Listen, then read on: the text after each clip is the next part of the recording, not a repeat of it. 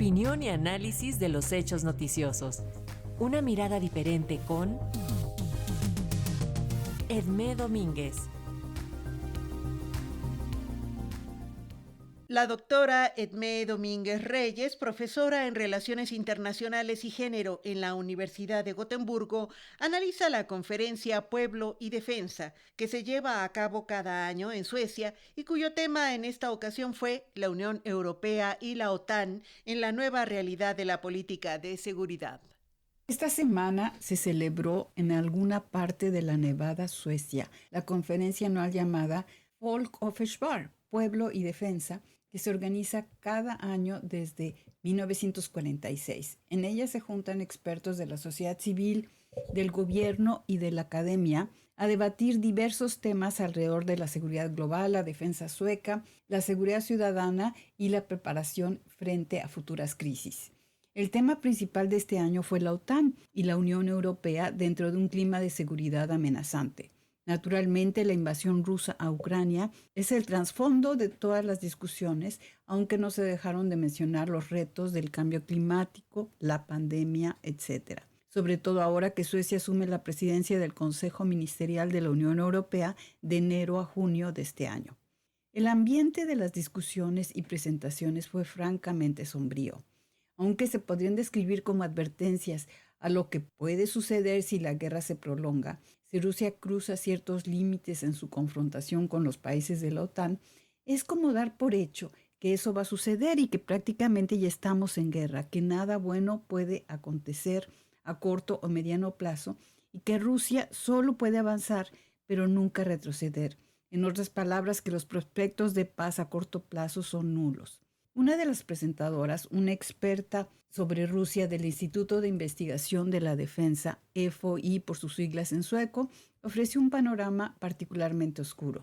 Su presentación se tituló ¿Es posible una coexistencia pacífica entre Rusia y Europa? Su respuesta fue tajante. No, no es posible. Para ella, la doctrina de coexistencia pacífica fue inventada por Stalin para avanzar mediante la influencia de los partidos comunistas en el mundo sin implicaciones militares. Esta doctrina se renovó cuando en 2020 se la introdujo en la Constitución rusa, declarando que la Federación Rusa aseguraría la coexistencia pacífica, lo que para la ponente solo significaba la preponderancia de Rusia sobre sus vecinos y países aliados. La invasión rusa es para esta experta la consecución de objetivos estratégicos, es decir, la restauración del imperio ruso o soviético, su reconocimiento como gran potencia por otros medios y estos objetivos siguen presentes pese a los reveses militares sufridos o incluso si Putin desaparece. La guerra comenzó en realidad en 2014 con la toma de Crimea y Occidente no se tomó en serio esta provocación.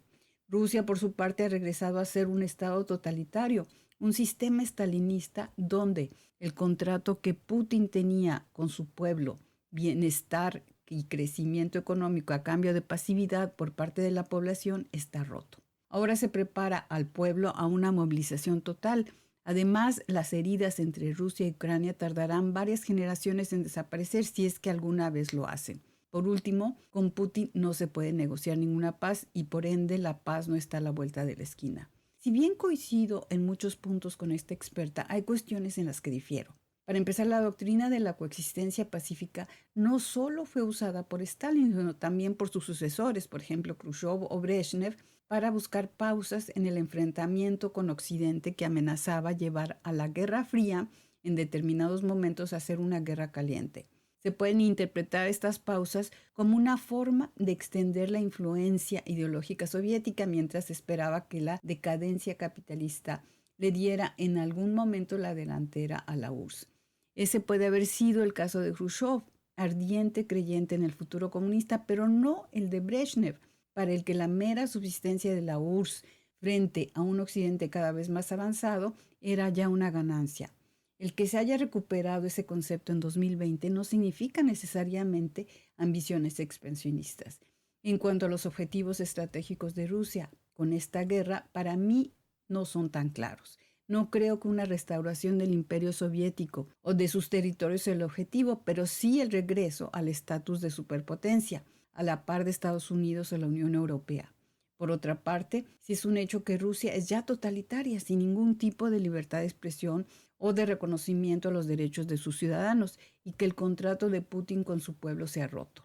Lo interesante será ver si esta ruptura del contrato y la movilización total, si se da, no serán contraproducentes para la popularidad de Putin, para su legitimidad y la estabilidad de su régimen. El que las heridas entre ambos países no cerrarán en varias generaciones es muy posible, y más si las tensiones persisten a largo plazo. A mí lo que más me preocupa es el futuro de Rusia después de esta hecatombe. En la Unión Europea, solo Macron, el presidente francés, hablaba de darle seguridades a Rusia, de negociar y buscar acomodar sus intereses y preocupaciones. Tras infinidad de críticas, ya Macron ha cambiado su discurso y solo habla del apoyo total a Ucrania. En síntesis, tenemos un panorama muy sombrío donde el militarismo llegó para quedarse, donde los prospectos de paz se ven como inexistentes dado que Ucrania exige, con mucha razón, la retirada total de Rusia de los territorios ocupados, donde el liderazgo ruso ve a esta como una guerra de agresión contra Rusia, como una guerra defensiva y patriótica, reflejando paradójicamente las fuerzas que mueven a la resistencia ucraniana. Pero, a largo plazo, como lo pregunta la experta sueca, ¿es posible una coexistencia pacífica entre Rusia y Europa? Yo creo y espero que sí, pero eso llevará muchos esfuerzos, no solo para reconstruir Ucrania, sino para construir una verdadera democracia en Rusia. Para Radio Educación desde Suecia les habló Edmé Domínguez Reyes.